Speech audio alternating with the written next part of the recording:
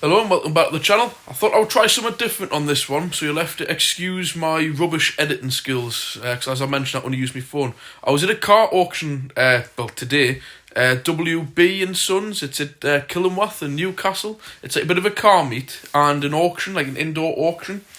So I went there with my dad, but there wasn't many people go. It wasn't that much of it was very busy.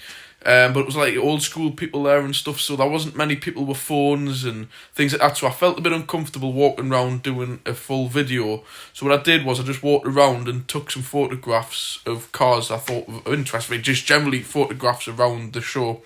And I was just going to post the photographs on my Facebook page, but I remember that's not all, like a lot of people use that.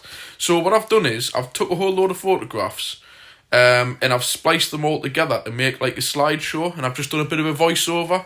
But again, you'll have to excuse me editing skills, because the video was I couldn't get it to change from like between 3 seconds per slide, so it only give us like 3 to 5 seconds per picture to explain what I was seeing and what it was. So bear with us. I've managed with quite a lot of losing me patience and stuff with the app, so it'll follow on from this video now and let us know what you think. I just thought, well, it's something that I don't do very often. I don't deal with car auctions, because as I've probably voiced my opinion on there when I was actually at the show, I personally think you never get a good bargain at an auction. Not in today's way of looking at it. Like, you know, like if I find a bargain, like I quite often do, and I go to somebody's door to look at it, it's just, unless they've been doing their research or had it up for sale, it's just between me and whoever's selling the car, and you can do a one-to-one deal. But when you've got like people bidding, you know, the car might only be worth, say, 500 quid, but if the guy standing next to you wants that car more than what the value of money is, he'll bid 5-6 times the amount of the car to get the car, because he wants the car, and probably because he's got the money and you haven't. So I've never been a big one on auctions. I'm not going to say there's never been a bargain to be had at an auction. There definitely has, but it's never been for me. And I've, as you know, love me projects, love me cars.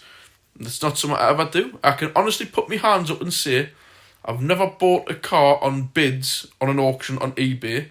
I've never been to an auction, ever. Like a live auction, never been. This was one today, but I left before they started doing it. It's not my thing. I just don't think that you can personally get many good bargains out of it, and there's normally always a reason why somebody, and it's genuine, but most times it's not, is putting a car into auction is because you can't sell it at your door because you know it's got problems. Hence, I always like to go and buy a car from generally somebody who's owned the car for years. They can tell us the story, they can tell us why they're selling it, what's up with it, and you get a much better understanding than buying from A, a trader, or B, from auctions. But nevertheless, it's good just to go around and have, you know, fill an afternoon or a morning in and have a good neb at some nice cars, because it's like one of the few places you can walk around, open them, sit in them, look at them, open the bonnets. And it's a lot of this show was inside, so you're out the bad weather. So yeah, I thought I would put it on for you guys. It only works out about 6 minutes on the slideshows and about 5 minutes on here. Quick weekend video. So again, I'll be back with you. I've got some more things to upload, which I might do tomorrow, from what I had from last week, and then we'll start the vlogs again. But I said I'll do daily vlogs, i.e. at work. Let us know, are you quite interested in vlogging on shows and auctions and stuff like that I go to? Let us know if it's of interest. So I'll not be coming in at the end of the video. That'll be at the end of the slideshow. So I'll do me end part here, and then it'll follow on onto the slideshow. Again, just remember, if you like this, hit the subscribe, leave a comment. Let us know if I really want to see some comments on this video on some of the cars. What do you think? Do you agree with what I say on some of the stuff? Do you not agree? Would you go out and pay silly money for some of these cars? Some of them are very nice, I must admit. I'll be tempted to bid on them, but I know there'll be people with a lot more money than I'm willing to spend to get them.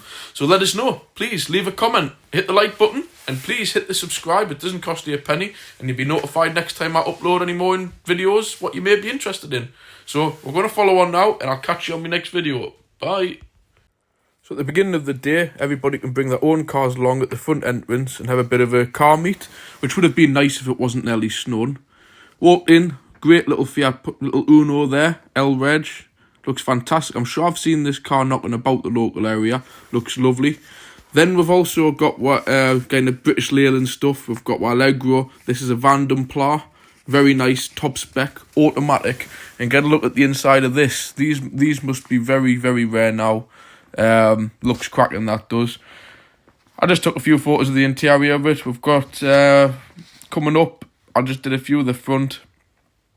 It's been very well looked after. Paintwork wasn't the best. Old Mercedes there. A done-up Sierra. That had some kind of roll cage in it. It must have been obviously adapted for track use. And a V6 engine in it. I would imagine the 2.9. Definitely not standard. But that's what people are into. Couple of 205 GTIs, unfortunately only the 1.6 ones, but they were going for very strong money. As well as, I'm not big on Volkswagens, Mark II Golf, plenty of them knocking about, the old V-dubs, a few more of those, a few motorbikes, which I don't know really much about, and American cars, and there's a few really old school stuff as well, which I'm not really into. I don't know what they are, but they look nice. Reliant Ant there, they're very rare, lovely piece of machinery that is. And this is one of my favourites after that's the old Ferguson tractors. And at the back corner, there's this one here, an old Wolseley. This is some car. This is absolutely gorgeous. When I have a look inside, really nice. Again, going for upwards of 30 grand. I think that's a Chevy or a Mercury or something like that, an American Mercury. I've got a big Chevy truck. Honestly, until you get up close to these things, you do not realise how big they are. It's mainly how wide they are. Like, you put this next to an L200 and it would absolutely dwarf it. I'm not sure what that was, to be quite honest. Just looked really nice. And then what one to next? Yeah, there's a few more American stuff like a Dodge. That was really nice. Another Chevy truck. These things are massive, really are massive. An old Jag there. Another old Jag in the corner. I'm sure that was a MG Midget. Yeah, no, I don't think these ones were for sale. These are just a few more of that Chevy truck, Scottsdale. Really nice thing that was. Quite a few minis as well. Not big on these, can't tell you everything about it, but this was like some kind of a special edition one. What was it again? The British Open Classic. They're quite valuable, these, on special edition ones. Again, that's a few more of that Dodge, what we had. And again, back to the Midget. And then a nice Orion, very original, very clean. This was one of my favourites, the 1600 gear, so a lovely top spec one. It was getting quite a bit of interest, actually. And the car that was next to it caught my attention. I am a Saab guy. This is absolutely lovely, a turbo edition. 900. Very rare. But wait until you get a look in the interior. Boom. If you like green, that's the car for you. That's just your quirky kind of Saab. Again, onto some old vans, Bedford vans. If you ever watch our Wiedersehen Pet, you'll probably remember these from Barry's van. Caught my eye straight away, these two. Absolutely gorgeous. Very, very well done up. I didn't look at the prices, but they'll be going for a tidy sum. And this van next to it got my attention. Toyota Hiace, 15 to 16,000 pound. It had 55,000 mile on it. 14 to 16 grand. That's a lot of money. But it's very, very tidy, very nice. Yeah, there was it, 55,000 mile. Bit strong for me, like 2 litre petrol. An Alpha, not big on these, don't know what it is. Just a quick photograph. This is a Renault 18 GTX, one of my favourites, especially it being the Tourer.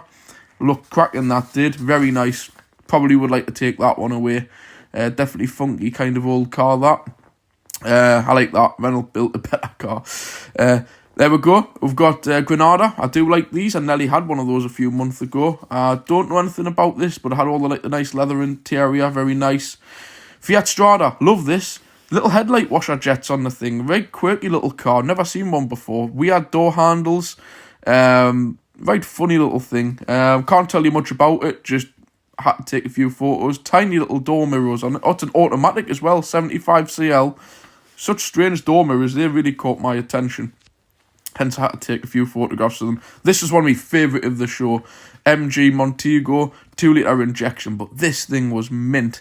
When you get a look inside of it, honestly, the seats still had the little tags on everything. Very low mileage as well. You might be able to zoom in on that. The little sports tags on the seats. Beautiful car.